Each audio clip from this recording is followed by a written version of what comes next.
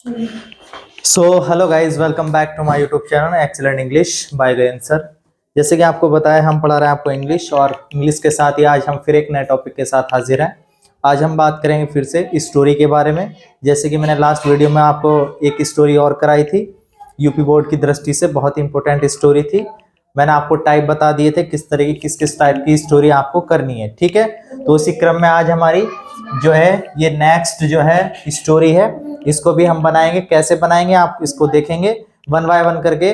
मैं जो जितनी भी स्टोरी आप लोगों को करा रहा हूँ वो सारी की सारी स्टोरी तोड़ करके करा रहा हूँ, मतलब आप समझ रहे हैं, सेंटेंस में तोड़ करके। इससे क्या होगा, इससे आपको बनाने में आसानी रहेगी, ठीक है ना।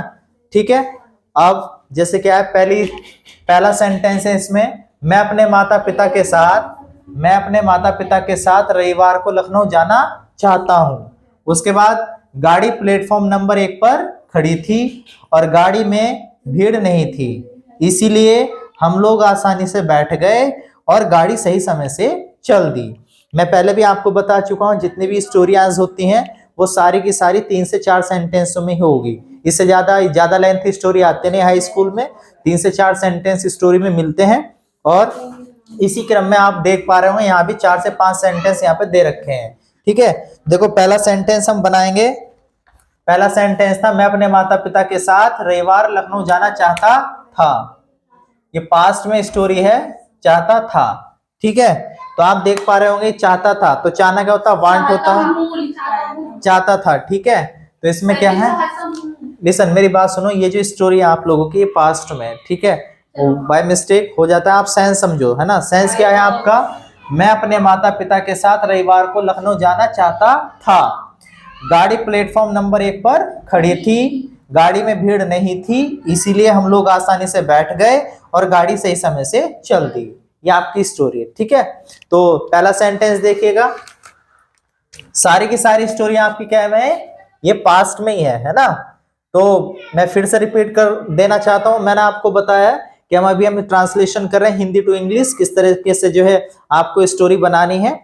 और इसी क्रम में आज हमारी कौन सी स्टोरी है, लगभग ये तीसरी स्टोरी आज आपके सामने है, ठीक है। तो मैं अपने माता पिता के साथ कहां जाना चाहता था, रविवार को लखनऊ जाना चाहता था, ठीक है। तो ऑन संडे देखो, मैं अपने माता पिता के साथ रविवार को इसको हम सबसे पहले ले लेंगे, लखनऊ जाना चाहता था। इसे बाद में भी ले सकते हैं, स्टार्टिंग में भी ले सकते हैं। तो मैंने ले लिया ऑन संडे, इसमें कोई बड़ी बात नहीं है, ठीक है। ऑन संडे को हम लास्ट में भी ले सकते हैं, ठीक है। तो रविवार को ऑन संडे आई वांटेड जाना चाहता था टू गो टू लखनऊ किनके साथ, माता पिता के साथ। तो विद माई पेरेंट्स,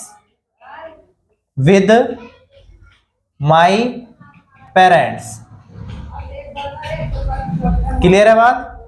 तो पहला सेंटेंस हमारा कैसे बना, ऑन संडे रविवार को, ठीक है। On Sunday I wanted to go to Lucknow with my parents, मैं अपने माता पिता के साथ रविवार को लखनऊ जाना चाहता था। नंबर 2, गाड़ी प्लेटफॉर्म नंबर 1 पर खड़ी थी। तो गाड़ी मतलब यहाँ गाड़ी से सेंस है ट्रेन, किससे बात कर रहे हैं हम, ट्रेन से, है ना। गाड़ी होती है, लेकिन यहाँ पे गाड़ी की बात हो रही है, तो यहाँ पे ट्रेन से संबंधित है। तो गाड़ी प्लेटफॉर्म नंबर 1 पर खड़ी थी, तो द ट्रेन खड़ी थी, आप पता ही क्या है, पास्ट का है। तो वाज स्टैंडिंग, स्टैंड मतलब होता खड़ा होना, स्टैंडिंग एट प्लेटफॉर्म नंबर 1 है ना, नंबर 1 है ना, प्लेट नंबर 1 या नंबर 1, ठीक है, सीधी सी बात है। तो ये क्या बना, the train was standing at platform number 1 या प्लेटफॉर्म नंबर 1। अगला सेंटेंस नहीं, देखो प्लेटफॉर्म क्या है आपको मैंने बताया, ये प्रपोजिशन होती है ना। मैंने आपको बताया प्रपोजिशन होती है, प्रपोजिशन कई तरह की होती है, इन है, ऑन है, बिटवीन है, बिहाइंड है, बिसाइड है, ये सारी की सारी क्या होती है, प्रीपोजिशन होती है। तो इसमें हमें समझना पड़ेगा, मैं अलग से आपके लिए वीडियो बनाऊंगा। इससे क्या होता है, इसमें हमें ये देखना होता है कि एन एट कहाँ लगाते हैं, ऑन कहाँ लगाते हैं। अब आपने देखा होगा कि एट का मतलब भी पर होता है और ऑन का मतलब भी पर होता है। लेकिन आप देखो, अगर हम किसी कमरे के अंदर हैं तो हम क्या लगाएंगे, इन द रूम। किसी चीज के अंदर होना इन यूज होता है, ठीक है। और हम जैसे मैंने कहा मैं छत पर हूं तो ऑन द रूफ, है ना। तो अब हम बात करें मैं प्लेटफॉर्म पर हूं, तो आप सेंस समझो, प्लेटफॉर्म के ऊपर थोड़ी ना है, प्लेटफॉर्म पर, तो इसलिए यहाँ पे क्या यूज करा, एट यूज करा। बात समझ में आई, ठीक है।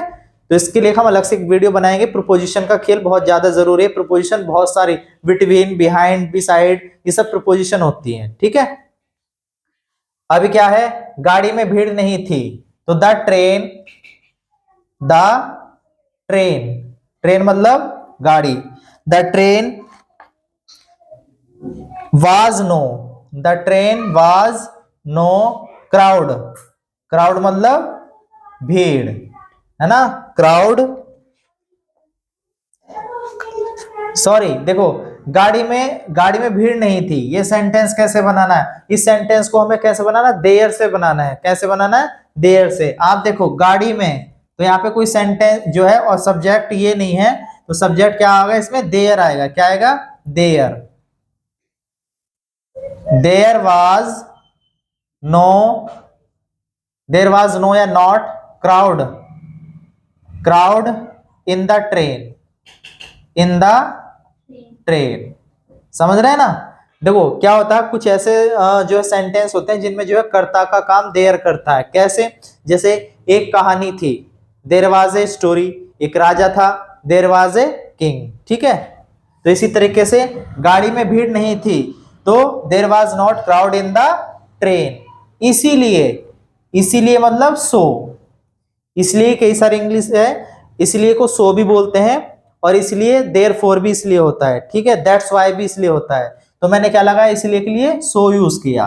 हम लोग आसानी से बैठ गए, हम लोग आसानी से बैठ गए, तो वी टुक, वी मतलब हम, बैठना होता, टेक मतलब लेना, मतलब सीट, आसानी से टेक। यहाँ पे इन्होंने टुक, टुक भी यूज कर सकते हैं और सेट भी यूज कर सकते हैं। बैठ गए तो आप यहाँ पे सेट भी यूज कर देंगे। क्या यूज कर लेंगे, सेट।